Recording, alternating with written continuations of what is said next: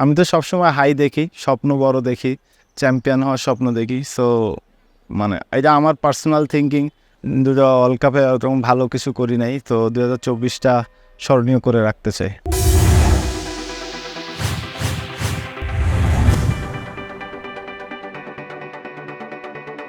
না, যে কোনো ওয়ার্ল্ড কাপই একটা প্রাউডের বিষয়।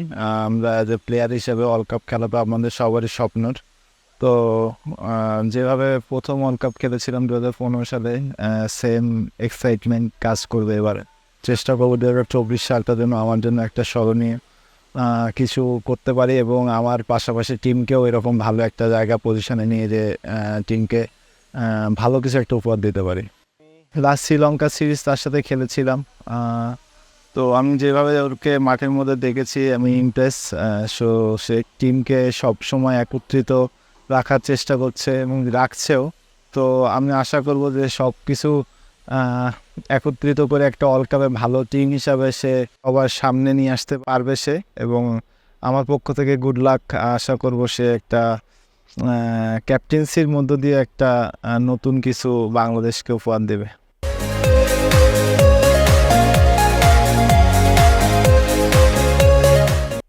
একজন ব্যাটসম্যানের রানটাই ইম্পর্টেন্ট। সে যেখানে রান করুক ওটা তার কনফিডেন্স বিল্ড আপ করে।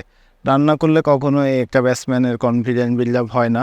সো রানটা অবশ্যই এটা মেন্টালি সাপোর্ট করবে এবং ব্যাকআপ মাইন্ডে থাকবে।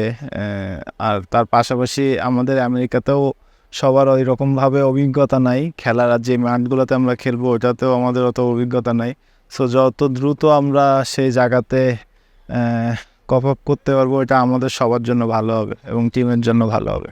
শান্ত নিউ ক্যাপ্টেন এবং আমাদের সাথে অভিজ্ঞ সব সাকিব ভাই, রিয়াদ ভাইরা আছেন, বা আমরাও যারা অনেকদিন ধরে খেলছি তারাও আছি। তো সব কিছু মিলে যদি সবার এক্সপিরিয়েন্সটা এক জায়গায় করতে পারি এবং তাদের কাছ থেকে নিয়ে যদি সবাই একত্রিত হয়ে মিলিতভাবে খেলতে পারি, একটা ভালো টুর্নামেন্ট আমরা উপহার দিতে পারবো। আমি তো সবসময় হাই দেখি, স্বপ্ন বড় দেখি, চ্যাম্পিয়ন হওয়ার স্বপ্ন দেখি। সো এটা আমার পার্সোনাল থিঙ্কিং। আমি সবসময় ড্রিম বড় দেখতে পছন্দ করি। তো আমার টার্গেট, কেউ যদি বলে সেমিফাইনাল, আমি বলবো না, ফাইনাল খেলতে যাব। তারপরে রেজাল্টের কথা তো পরে আসবে। আমরা যখন মাঠে ভালো খেলবো বা খারাপ খেলবো তার উপরে ডিপেন্ড করবে, কিন্তু স্বপ্ন বড় দেখাটা সবথেকে বড় ইম্পর্টেন্ট বিষয়। খেলার তো আপস অ্যান্ড ডাউন থাকে এবং ভালো খারাপ থাকে, হার জিত থাকে। তো সব কিছু মিলিতভাবে যেন একটা তারা তাদের দিক থেকে উৎসব হিসেবে নেয় এবং আমরা তো আমাদের বেস্টটা দিব। আমরা যে প্লেয়ার, আমরা চেষ্টা করবো আমাদের বেস্টটা দেওয়ার এবং ওর ভিতর থেকেই তারা যেন হ্যাপিনেসটা খুঁজে নিতে পারে। আগের দুটো ওয়ার্ল্ড কাপে ওরকম ভালো কিছু করি নাই, তো 2024টা স্মরণীয় করে রাখতে চাই।